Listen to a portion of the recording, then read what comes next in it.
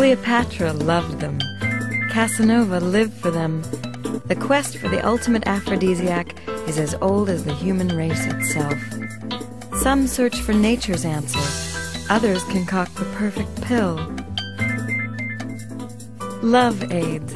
Don't buy it? Watch as we try it.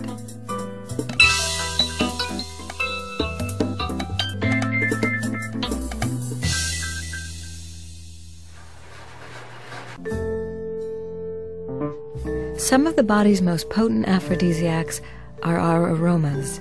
Not the obvious unpleasant smells like nervous sweat. Rather, each person has a unique smell print made up of pheromones. Pheromones are chemical substances released all over the body, but especially from the armpits, the genitals, and under our hair. We are surrounded by clouds of these molecules and leave trails of them as we walk. Some of these signals smell, and some don't.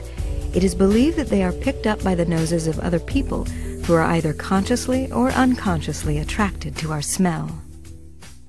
Pheromones act in many ways for other animals as, I guess, what you would call an aphrodisiac, or at least as a sexual cue, a cue for the onset of sexual behavior.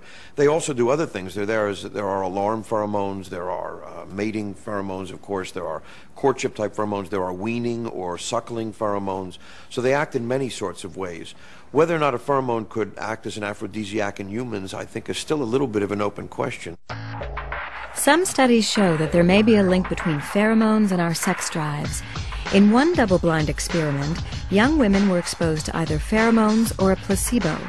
During the first 3 weeks of the test, 36% of those receiving the pheromones reported having weekly sex. By the 14th week, the number doubled. And researchers say it wasn't just the power of suggestion, as the group exposed to the placebo experienced no change.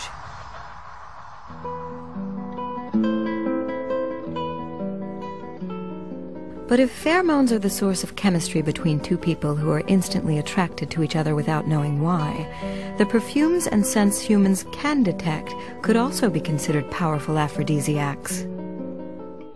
Some believe that smell is the sense most closely linked to our sexuality. Although sight and touch are also essential to our sex drive, their signals must first pass through areas of the brain known as the thalamus and the cortex before reaching the limbic lobe. Aromas, however, send signals directly to the limbic lobe, provoking a more powerful emotional reaction. But what happens when we combine the lure of scent with the supposed power of pheromones? Perfumes are now being used not only to enhance the fragrance of the wearer, but since the early 90s, companies have cashed in on the idea that pheromones help sell products. One success story is Perceive, Avon's new pheromone perfume. Out for only 6 months in 54 countries, this mood-enhancing fragrance has become the #1 selling perfume in Avon's history.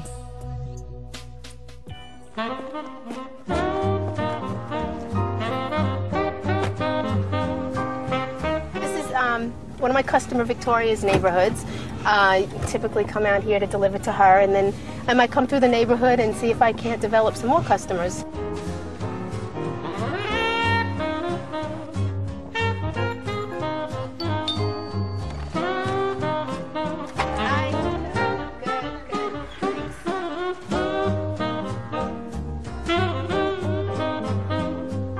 All right, let's see what we have here today.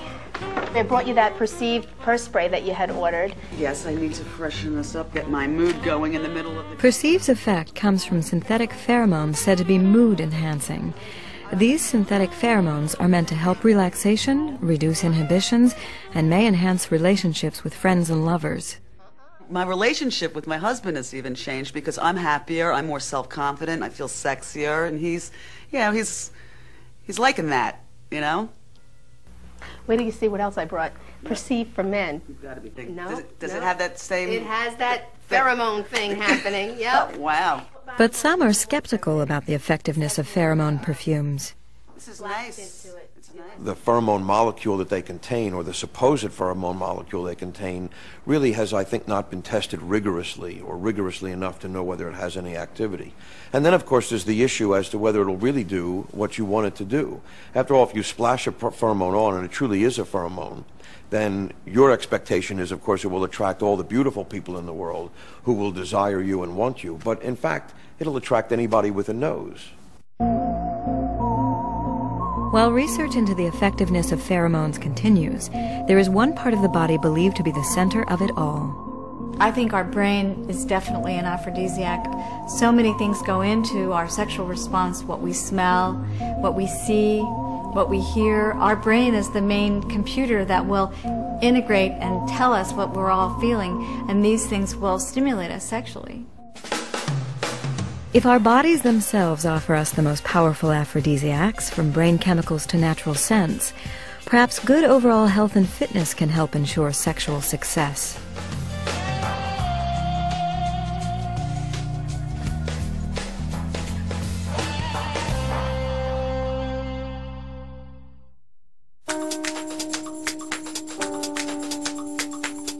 In the last decade, health club membership in America has almost doubled. But although tight abs and firm thighs may be pleasing to the eye, trying to attain a beautiful body might not be the only reason to have a good workout. Researchers are finding that regular exercise leads to better sex. One California study polled 8,000 women nationwide. Of those who did some type of aerobic activity